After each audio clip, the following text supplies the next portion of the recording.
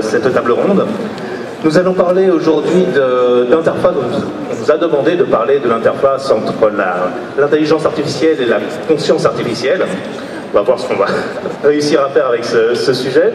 Dans la mesure où nous avons un panel aujourd'hui qui est un pur panel scientifique, ou presque un pur panel scientifique. Dans la mesure où nous avons d'abord Lucie Hertz-Panier, qui est pédiatre, dans un premier temps, qui est spécialiste de radiologie par ailleurs, et qui fait de la recherche maintenant, d'une façon très large, si j'ai bien compris, sur le développement du cerveau. C'est de comprendre ce qu'était le cerveau, d'où pouvaient naître les différents fonctionnements compliqués qui se passent dans l'esprit humain. À côté d'elle, l'homme de cette table ronde. Je suis ravi parce que d'une façon très générale, quand on a des scientifiques dans un panel, il y a une très grande majorité d'hommes. Pour une fois, on va contre les stéréotypes. Nous avons deux chercheurs scientifiques pour un seul homme. Deux chercheuses, je ne sais plus comment on doit dire maintenant, on se fait régulièrement gronder par le ministère. Donc au centre, nous avons Thierry Pozzo, qui lui est neurologue et spécialiste de neurosciences d'une façon très générale, enseigne les neurosciences à l'université de Dijon, je crois. Et enfin, notre troisième intervenante, qui est Sylvie Lenné. C'est à cause d'elle que je disais que nous avions un panel presque scientifique, parce que Sylvie sourit parce que j'ai souvent dit beaucoup de mal de l'informatique, de la scientificité de l'informatique. Sylvie est professeure de sciences de l'information à l'université de Lyon, donc c'est elle aussi une scientifique qui a beaucoup travaillé sur l'intelligence artificielle et en particulier sur la possibilité pour un programme informatique sinon de lire un texte, du moins de prendre conscience de ce qui est à l'intérieur d'un texte pour pouvoir l'indexer efficacement. Mais par ailleurs, Sylvie est aussi, j'ai tendance à dire surtout en ces lieux, l'un de nos meilleurs auteurs de science-fiction. C'est une nouvelliste multiprimée et qui, si vous ne connaissez pas, il y a des recueils de Sylvie Lenné qui sont en vente au centre d'actu SF à côté, qui sont des petits joyaux. Donc faites connaissance avec la novelliste après avoir rencontré la scientifique. Et je suis moi-même physicien pour compléter la scientificité de la table ronde. Vous voyez que nous avons deux biologistes au sens très très large, une informaticienne. Donc nous allons sans doute beaucoup plus parler d'intelligence et de conscience que d'artificialité. J'aimerais quand même commencer, puisque c'était notre thème, par interroger notre informaticienne de service. Est-ce que ça a un sens aujourd'hui de parler de conscience artificielle? Où en est la recherche? Est-ce qu'il y a un moyen aujourd'hui de considérer qu'on a des machines conscientes? Et si c'était le cas, comment est-ce qu'on pourrait le savoir? Ou est-ce qu'on est dans la pure science-fiction quand on évoque ce terme de conscience artificielle? Je crois que tu as posé la question essentielle, c'est comment est-ce qu'on pourrait le savoir? En tout cas, ça n'est pas, à ma connaissance, un objectif qui est visé actuellement par la recherche. On essaie simplement d'avoir des intelligences qui sont capables de nous aider à prendre des décisions cruciales, à faire le tri dans des masses d'informations extrêmement complexes, hétérogènes et volumineuses. La conscience, c'est une toute autre question, et en particulier la conscience de soi-même. Je ne suis pas sûre qu'il y ait des chercheurs qui essaient d'atteindre ce but-là, et d'ailleurs, je ne sais pas exactement si ça aurait un intérêt en soi. On va peut-être en discuter ici, mais quelle serait la finalité d'avoir une autre conscience pour des êtres humains avec laquelle dialoguer, peut-être, mais pour l'instant, c'est pas ce qu'on attend des IA. Est-ce que tu peux en dire autant de l'intelligence? Est-ce qu'on cherche aujourd'hui effectivement à faire des machines intelligentes au sens où on entend habituellement, ou est-ce que les IA sont aussi une expression plus commerciale que véritablement scientifique? Ça dépend de la manière dont on définit l'intelligence artificielle. Si on la définit par ses effets et par ses résultats, oui, on essaie d'en produire et on en a déjà. Mais si on essaie de raisonner par analogie totale avec les modes de raisonnement du cerveau humain, il est clair que, a posteriori, en tout cas, on a résolu des tas de problèmes complexes par des cheminements qui sont tout à fait différents des processus de pensée humains. Donc l'analogie a ses limites, et par contre, l'efficacité, elle, est très impressionnante et progresse à grande vitesse. On parle de conscience ou d'intelligence? On parle de l'interface entre les deux. On parle des deux. Alors, c'est compliqué parce que c'est des concepts qui sont difficiles à définir, en tout cas qui sont polymorphes. Aussi bien pour la conscience que pour l'intelligence. La conscience, probablement, on peut se poser la question, par exemple, de savoir si les animaux ont une conscience. Mais comme on vient d'un pays cartésien et qu'on nous a dit que le « je pense » donc « je suis », c'est de pouvoir, avec le langage, avoir une conscience de soi-même.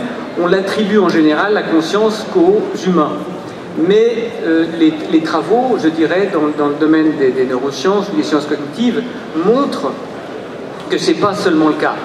Et donc, déjà, ça vous montre que la conscience, on peut la définir en fonction d'un certain niveau de conscience qu'on peut exprimer par le langage, c'est la capacité des hommes à le faire, et probablement autrement chez certaines espèces animales, comme une conscience de son corps, par exemple.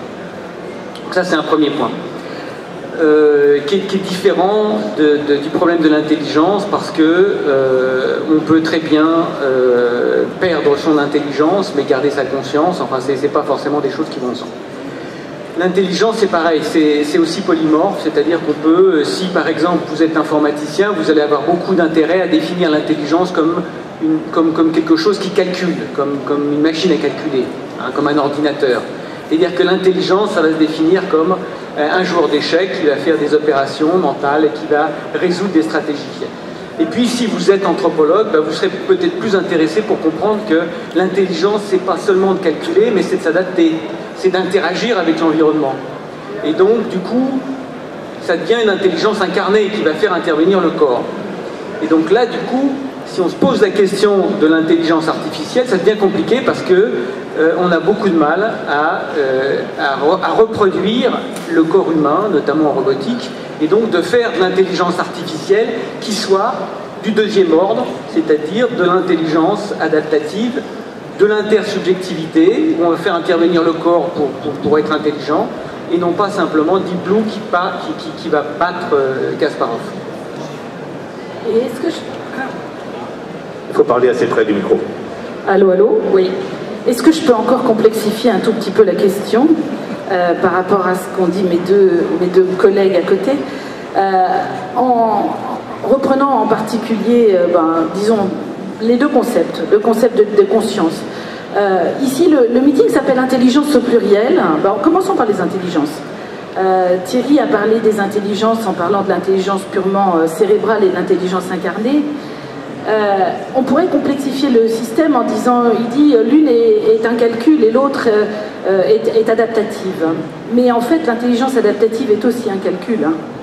C'est-à-dire que l'intelligence adaptative, de façon générale, ce sont des modèles qui tiennent compte de calculs probablement au sens statistique du terme, y compris quand on reçoit des informations perceptives, puisque c'est son travail principal que de regarder comment est-ce que l'homme agit en percevant un certain nombre de choses dans son environnement. Il fait des calculs sur la probabilité qu'il a de se tromper, de bien réagir, de réagir mal, voilà. Donc au final, on est quand même très proche d'un modèle théorique, extrêmement théorique, qui est qu'au final, notre cerveau passe son temps à faire des calculs. L'acquisition du langage chez l'enfant, ce ne sont que des calculs, si je peux me permettre de le dire comme ça.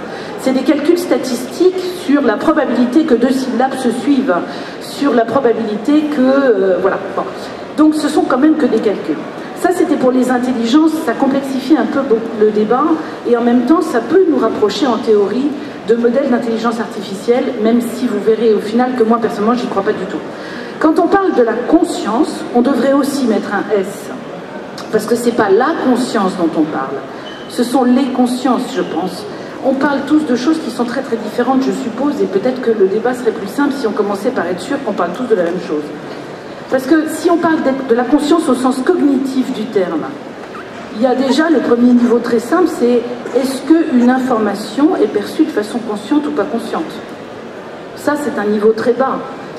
On passe notre temps à éliminer dans nos stratégies de bas niveau des informations qui nous viennent en permanence et qui sont inconscientes. Aujourd'hui, là, dans la seconde, vous m'écoutez, j'espère, et vous essayez d'éliminer le bruit de fond. C'est inconscient, mais vous le faites. il y a plein de choses qu'on passe son temps à éliminer comme information inconsciente. Ça, c'est des aspects de conscience cognitive de très bas niveau.